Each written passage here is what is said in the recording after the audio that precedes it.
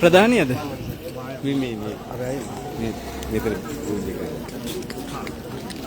මේ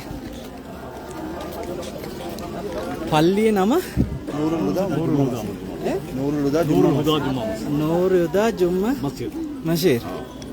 අද මේ පාදචාරිකාවේ ස්වාමීන් වහන්සේලා යනවා කියලා දැනගත්තේ කොහොමද? සයන්හන්සලා අපේ මේ ස්වාමීන් වහන්සේ නිසා තමයි දැනගෙන තියෙන්නේ. ගල්කඩපතනේ ස්වාමීන් වහන්සේ පන්සලේ.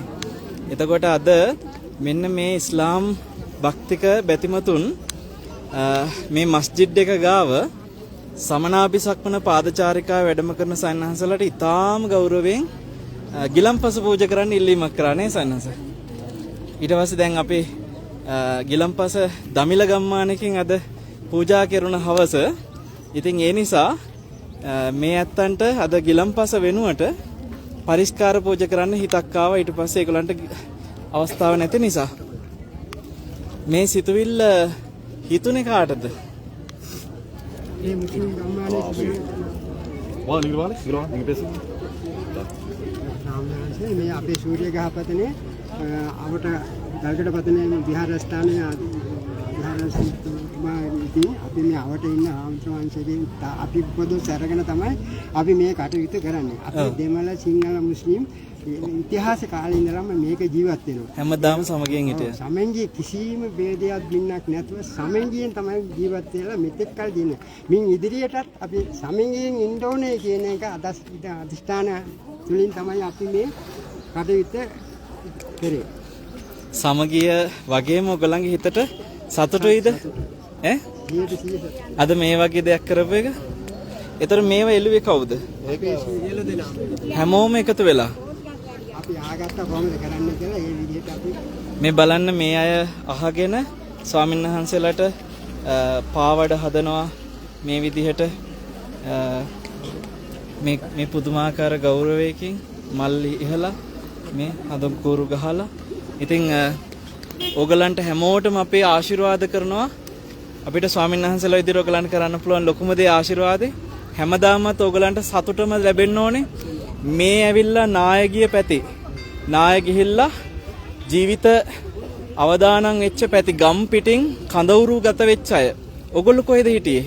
අපි මේ ළඟ ඉස්කෝලේ තියෙන ළඟ ඉස්කෝලයක් තිබ්බා. ඉස්කෝලේ තියෙන ඉස්කෝලේට අවශ්‍ය ටික ධම්ම අනික් කට්ටිය ගෙවල් වලම නැවතුණා. ආපාල ගෙවල් වලට නෑදෑයි තුමතුන් ගෙදර වලට පදිංචියට ගියා. මේ ඇවිල්ලා සන්නාස ගම මොකද්ද? සූර්ය ගහ පතනේ අපි මේ වෙලාවේ මේ පාදචාරිකාවේ ස්වාමීන් වහන්සේලා වැඩම කරන්නේ.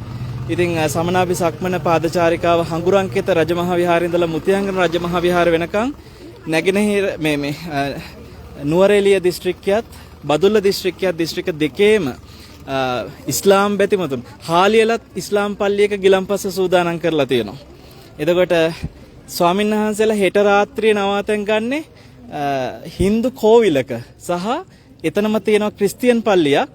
අර එකක හිඩමදී ඒ නිසා ක්‍රිස්තියානි පල්ලියේ හින්දු කෝවිලේ තමයි උන්වහන්සේලා රාත්‍රී නවතින්නේ.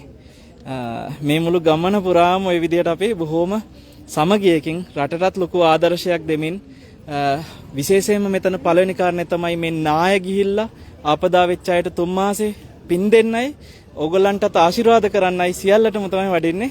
අපි සංවිධානය කරපු මේ වැඩසටහනේ ලොකු සංස ප්‍රතිඵල තියෙනවානේ. මේ තමයි අපේ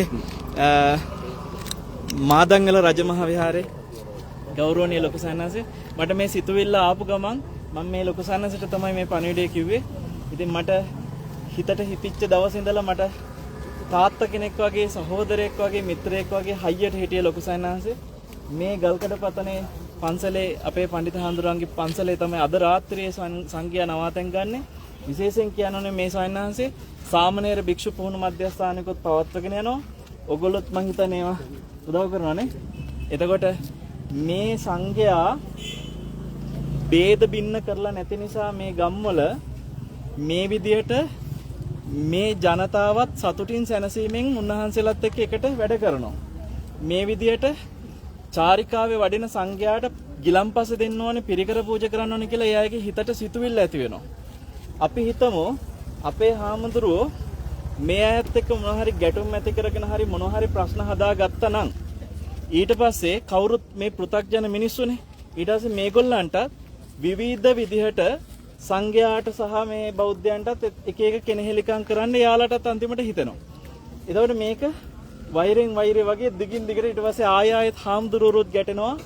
ඊට පස්සේ මෙන්න මේගොල්ලෝ අසාධාරණයක් කළා කියලා ප්‍රශ්න කතා කරනවා. හැමදාම රටේ ප්‍රශ්න. ඉතින් මේ ප්‍රශ්න වලට හොඳම විසඳුම මෙන්න මේ වගේ ස්වාමීන් වහන්සේලා මේ පාදචාරිකාව වැඩි උතුම් සංඝයා වගේ මම ආරාධනා කරනවා මේ හැම රටේ හැම තැනකම මේ ගැටුම් නැති හිතක් හදන්න මේ වගේ ස්වාමීන් වහන්සේලා ගම්වල ඉන්න ඕනේ කියලා.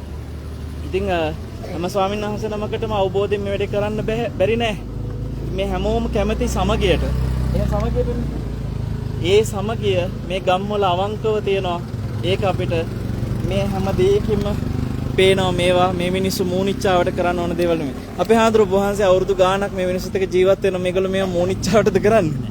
අපේ හාමුදුරුවෝ ඇත්තටම දැන් මෙහි අවමංගල්‍ය අවස්ථාවක් තිබුණාත් වෙනත් විදිහේ අවස්ථාවන් වලදී මේ හැමෝම මේ කටයුතු වලට උදව් උපකාර කරනවා. ඒ වගේම සිංහල ඒ වගේම ඉස්ලාම් කියන කතාවක් නැතුව ඒ අයගේ ඒ කටයුතු දෙගොල්ලම සහසම්බන්ධතාවයෙන් බොහෝම ඒ අය කැමැත්තෙන් මේ කටයුතු වලට උදව් උපකාර කරනවා. ඉතින් අපත් සමග බොහොම සුහදශීලීව මේ හැමෝම කටයුතු කරන්නේ. පන්සලේ මොනවා හරි කටයුතු තිබුණා වුණත් ඇත්තටම අපි මේ අයටත් ඒ කටයුතු පිළිබඳව දැනුවත් කළා. එයාලත් ඒ කටයුතු වලට සහසම්බන්ධ වෙනවා. ඉතින් ඒ වගේ හරි සුහදත්වයෙන් තමයි අපේ හඳුනන්නේ මේ ප්‍රදේශයේ මේ පිරිස සිංහල ඉස්ලාම් තමිල් හැමෝම එකමුතුවෙන් තමයි අපි ආන්නේ. දැන් මේ වෙලාවෙත් කමෙන්ට් එකක් තියෙනවා සිංහල දමිළ මුස්ලිම් මිත්‍රත්වයේ තෝතැන්න සූර්ය ගහපතන කියලා කල්පනී පෙරේරා කියලා දුවෙක් දාලා තියෙනවා. සූර්යපතන ගැන. ඕගොල්ලෝ මේ දෙන පණිවිඩය රටටම ආදර්ශයක් විදියට බොහෝ දෙනා අතර පැතිරෙන්න ඕනේ. මිනිස්සු කවුරුවත් කැමති නැහැ ප්‍රශ්න එක ජීවත් වෙන්න. ඕගලන්ට තියෙන මේ සබහාදහමෙන් ආපු ප්‍රශ්න ඇති. නේද? වෙන ප්‍රශ්න අවශ්‍ය නැහැ. ඒ නිසා අපි ආදරෙන් සෙනෙහසින් ඔයගලන්ට ආශිර්වාද කරනවා. ඔයගලන්ගේ හැම කටයුත්තක්ම දියුණුවටපත් වෙන්න ඕනේ. අද මේ මස්ජිද් එක ගාව මේගොල්ලෝ මේ ගිලම්පස පූජා කරන්න හිතක් ඇවිල්ලා ඒ වෙනුවෙන් සංඝයාට පරිස්කාර පූජා කරා. එහෙනම් හැමෝටම අපි ආශිර්වාද කරනවා. කවුද මේකේ මෞලවිතුමා? ඔබතුමා ආශිර්වාද කරනවා. ඔබතුමාගේ නම? මගේ නම ෆෞසුලාමි. ෆෞසුලාම්. හොඳයි. එහෙනම් අපි වඩිමු කරන් සර්ණයි.